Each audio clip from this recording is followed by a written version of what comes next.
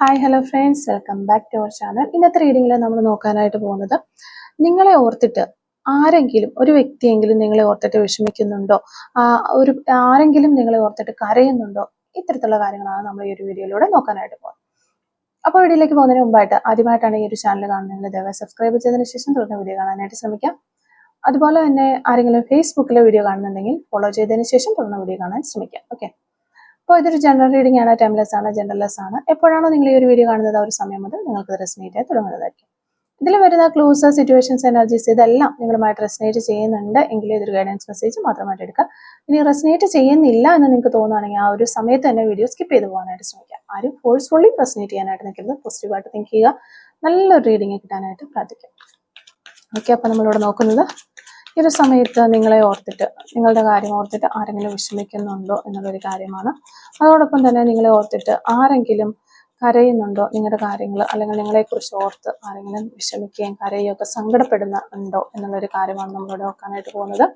നിങ്ങളെ ഓർത്തിട്ട് ഏതെങ്കിലും ഒരു വ്യക്തി നിങ്ങളെ ഓർത്ത് സങ്കടപ്പെടുന്നുണ്ടോ, അതാണ് നമ്മളിവിടെ നോക്കുന്നത്. ഓക്കെ, നൈറ്റ് ഓഫ് കപ്സ് ആണ് നമുക്ക് ഫസ്റ്റ് കിട്ടിയിട്ടുള്ള ഒരു card. Second card knight of pentacles ആണ്.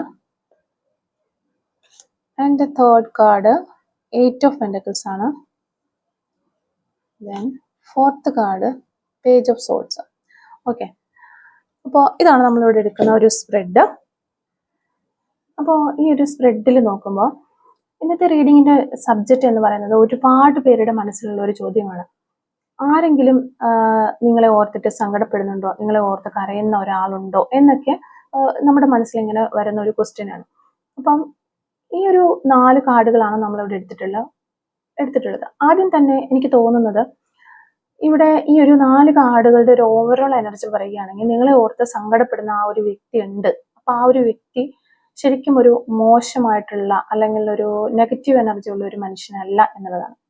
അതുപോലെ തന്നെ ഫീലിങ്സുകൾ പ്രകടിപ്പിക്കാൻ ഒരിക്കലും എളുപ്പമായിട്ട് പ്രകടിപ്പിക്കുന്ന ഒരു വ്യക്തിയല്ല എന്നുള്ളതാണ്. അവരൊത്തിരി പ്രകടിപ്പിക്കാനായിട്ട് ശ്രമിച്ചാൽ പോലും അങ്ങനെ കഴിയാത്തൊരു വ്യക്തിയാണ്. ഇത് 2 കാര്യങ്ങളാണ് നമുക്ക് പൊതുവെ പറയാനായിട്ട് പറ്റുന്നത്.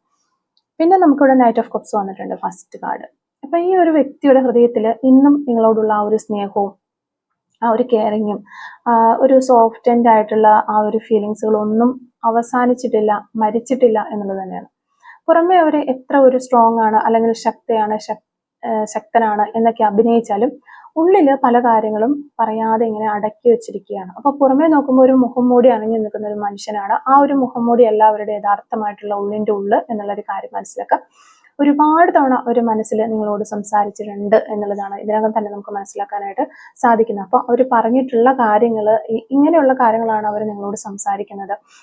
ഞാൻ അന്ന് അങ്ങനെ ചെയ്യേണ്ടിയിരുന്നില്ല, കുറച്ചും കൂടി ഒരു സ്നേഹത്തോടെ എനിക്ക് പെരുമാറാമായിരുന്നു, അല്ലെങ്കിൽ കുറച്ചും കൂടി എനിക്ക് നിന്നെ അവോയ്ഡ് ചെയ്യാതിരിക്കാമായിരുന്നു എന്നൊക്കെ അവർ പറയുന്നുണ്ട്. അതുപോലെ ഒരിക്കൽ കൂടി നീയുമായിട്ടൊന്ന് സംസാരിക്കാൻ കഴിഞ്ഞിരുന്നെങ്കിൽ എന്ന് അവർ ചിന്തിക്കുന്നുണ്ട്.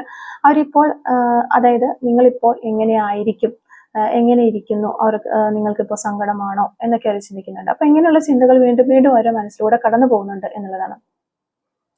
പക്ഷെ അതിനുശേഷം നമുക്ക് വരുന്നത് ഇവിടെ നൈറ്റ് ഓഫ് പെന്റക്കിൾസിന്റെ ഒരു കാർഡാണ്. ഈ ഒരു കാർഡ് കാണിക്കുന്നത് ഈ വ്യക്തി വളരെ സ്ലോ ആയിട്ടുള്ള ഒരാളാണ്. എന്തെങ്കിലും തീരുമാനം എടുക്കാനായിട്ട് ഈ ഒരു വ്യക്തിക്ക് ലൈഫിൽ ഒത്തിരി സമയം വേണം.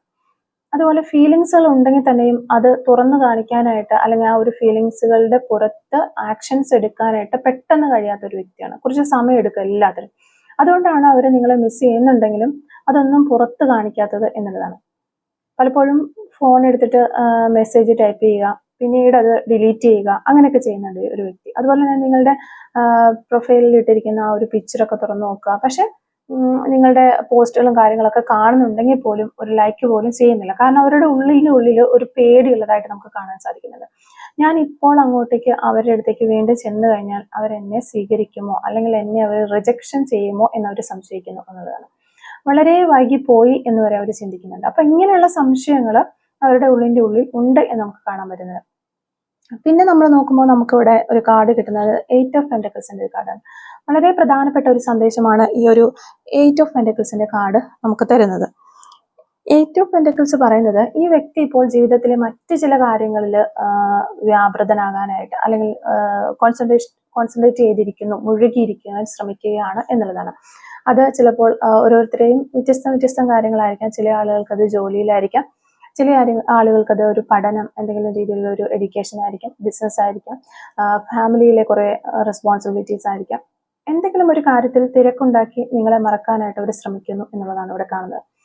പക്ഷെ ഒരു കാര്യം മനസ്സിലാക്കണം, തിരക്കിലാകുന്നത് മറന്നു കളഞ്ഞു എന്നുള്ളതിന്റെ ഒരു തെളിവല്ല എന്നുള്ളൊരു കാര്യം നിങ്ങൾ മനസ്സിലാക്കുക. പലപ്പോഴും ആളുകൾ ഏറ്റവും കൂടുതൽ വേദനിക്കുന്ന ഒരു സമയത്താണ് ഏറ്റവും കൂടുതലായിട്ട് ജോലി ചെയ്യുക.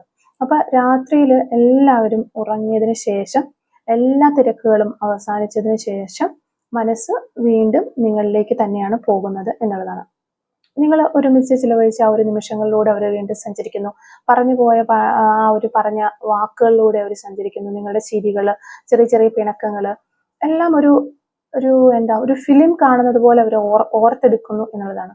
അവിടെ നിന്നാണ് ഇവർക്ക് ഈ ഒരു സങ്കടം തുടങ്ങുന്നത്. ഇപ്പോ ഈ ഒരു അവസാനത്തെ കാർഡ് നമ്മൾ നോക്കുകയാണെങ്കിൽ നമുക്കിവിടെ പേജ് ഓഫ് സോഴ്സിന്റെ ഒരു കാർഡാണ്.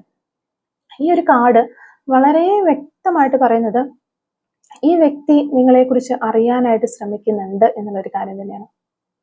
നേരിട്ടല്ലെങ്കിലും നിങ്ങളുടെ സോഷ്യൽ മീഡിയാസ് ഒക്കെ നോക്കുന്നുണ്ട്, നിങ്ങളുടെ സ്റ്റാറ്റസ് കണ്ടിട്ടും അവർ ഒരു റെസ്പോൺസും ചെയ്യുന്നില്ല, അല്ലെങ്കിൽ നിങ്ങളെക്കുറിച്ച് മറ്റുള്ളവരിൽ നിന്ന് അറിയാനായിട്ട് ശ്രമിക്കുന്നുണ്ടാകാം. നിങ്ങളൊരു സന്തോഷത്തോടെ ഒക്കെ ജീവിക്കുകയാണോ എന്നൊക്കെ അവർ ചെക്ക് ചെയ്യുന്നുണ്ട്. ആരെങ്കിലും നിങ്ങളുടെ ലൈഫിലേക്ക് പുതിയതായിട്ട് വന്നിട്ടുണ്ടോ, നിങ്ങൾ അവരെ പൂർണ്ണമായിട്ടും മറന്നുപോയോ എന്നൊക്കെ അവർ നോക്കുന്നുണ്ട്. അപ്പൊ ഇങ്ങനെയുള്ള ചോദ്യങ്ങളൊക്കെ അവരുടെ മനസ്സിലുണ്ട്.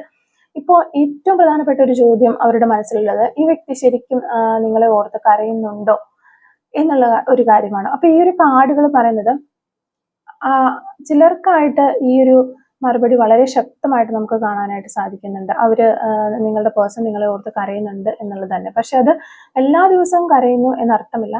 ചില രാത്രികളിൽ, ചില പ്രത്യേക ദിവസങ്ങളിൽ ഒരു പഴയ ഫോട്ടോ ഒക്കെ കാണുമ്പോൾ, ഒരു പ്രത്യേകമായിട്ടുള്ള ഒരു പാട്ട് കേൾക്കുമ്പോൾ, ചിലപ്പോൾ ഒരു സ്ഥലത്തിലൂടെ പോകുമ്പോൾ ആ ഒരു സമയത്തൊക്കെ അവർ നിങ്ങളെ ഓർക്കുകയും അതിനോർത്ത് വിഷമിക്കുകയും ഒക്കെ ചെയ്യുന്നുണ്ട്. അപ്പോൾ നിങ്ങളെ ഓർത്ത് അവരുടെ കണ്ണുകൾ നിറയാം. അവർ പുറത്തേക്ക് കാണിക്കാതെ ആ ഒരു വേദന ഉള്ളിൻ്റെ ഉള്ളിൽ വഹിച്ചുകൊണ്ട് പോകുന്നുണ്ട് എന്നാണ് നമുക്ക് മനസ്സിലാവുന്നത്. ചിലർക്ക് ഈ വ്യക്തി സ്വന്തം ഈഗോ കാരണം ഒന്നും പറയുന്നില്ല. ചിലർക്ക് കുറ്റബോധം കാരണം മുന്നോട്ട് വരാനായിട്ട് കഴിയുന്നില്ല. മറ്റു ചിലർക്കാണെങ്കിൽ സമയമെല്ലാം ശരിയാകുമെന്ന് കരുതി കുറെ ആളുകൾ കാത്തിരിക്കുകയാണ്.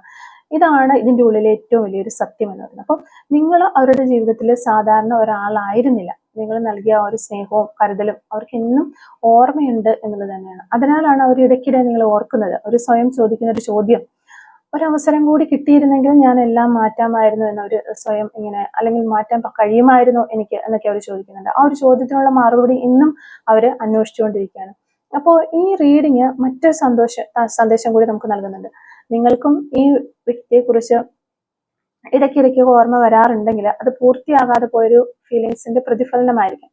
എന്നാൽ നിങ്ങളുടെ ജീവിതം ഒരാളുടെ തീരുമാനത്തിനായിട്ട് നിങ്ങളെ നിർത്തിവെക്കരുത്. നിങ്ങളുടെ സന്തോഷവും വളർച്ചയ്ക്കും നിങ്ങളെ മുൻഗണന നൽകുക. വരേണ്ടവർ ശരിയായ സമയത്ത് വരും. സംസാരിക്കേണ്ടവർ ഒരു ദിവസം സംസാരിക്കും. വിധി വീണ്ടും കണ്ടുമുട്ടാൻ തീരുമാനിച്ചിട്ടുണ്ടെങ്കിൽ അതിനുള്ള വഴി തുറക്കും. അപ്പം ഇന്നത്തെ കാർഡുകൾ കാണിക്കുന്നത് ഒരാൾ നിങ്ങളെ മറക്കാൻ ശ്രമിക്കുന്നുണ്ട്, പക്ഷെ പൂർണ്ണമായിട്ടും മറക്കാനായിട്ട് അവർക്ക് കഴിഞ്ഞിട്ടില്ല എന്നുള്ളൊരു കാര്യമാണ്.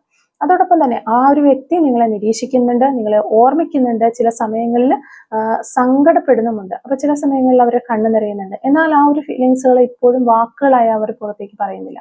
അതാണ് ഈ റീഡിങ്ങിന്റെ ഏറ്റവും വലിയ സന്ദേശം എന്ന് പറയുന്നത്. അപ്പം ഈ ഒരു റീഡിങ് നമുക്ക് മനസ്സിലാക്കാനായിട്ട് പറ്റിയിട്ടുള്ള കാര്യങ്ങൾ ഇത്രയൊക്കെയുള്ള കാര്യങ്ങളാണ്. ഓക്കെ, അപ്പോൾ നമുക്ക് കുറച്ച് ക്ലൂസും കൂടെ ഒന്ന് എടുത്ത് നോക്കാം. Clues related to this reading. Okay, clues related to this reading. First clue നമുക്ക് ഇടുന്നത് 1996 എന്ന് പറയുന്ന ഒരു വർഷമാണ്. സോഷ്യൽ വർക്കർ ആയിരിക്കാം നിങ്ങളോ നിങ്ങളുടെ പേഴ്സണൊക്കെ സോഷ്യൽ വർക്കൊക്കെ ചെയ്യുന്ന വ്യക്തികളായിരിക്കാം. പർപ്പിൾ കളർ ആയിരിക്കാം നിങ്ങൾക്കോ നിങ്ങളുടെ പേഴ്സണൽ ഇഷ്ടമുള്ളൊരു കളർ. 1985 എന്ന് പറയുന്നൊരു വർഷം നമുക്കത് കിട്ടുന്നുണ്ട്. Within 72 hours. ഓക്കെ, പോസിബിലിറ്റി ആണ്. Number 45, expect miracles. നിങ്ങൾക്ക് ഒരു അത്ഭുതം പ്രതീക്ഷിക്കാം എന്നാണ് പറയുന്നത്. മാർച്ച് മന്ത് നമുക്കിവിടെ കിട്ടുന്നുണ്ട്. Letter U. നെക്സ്റ്റ് മന്ത് എബ്രോഡുള്ള വ്യക്തികളായിരിക്കാം നിങ്ങൾ, അല്ലെങ്കിൽ നിങ്ങളുടെ പേഴ്സൺ എബ്രോഡുള്ള വ്യക്തിയായിരിക്കാം. ടാറ്റു ഓൺ ഹാൻഡ്, കൈകളിൽ ടാറ്റു ചെയ്തിട്ടുള്ള വ്യക്തികളാണ് ചാൻസസ് ഉണ്ട്. നമ്പർ 52 നമുക്ക് കിട്ടുന്നുണ്ട്. Last and final clue, letter P ആണ്. അപ്പോൾ ഇത്രയും ക്ലൂസ് ആണ് ഈ റീഡിങ്ങുമായിട്ട് റിലേറ്റ് ചെയ്ത് നമുക്ക് കിട്ടിയിട്ടുള്ളത്.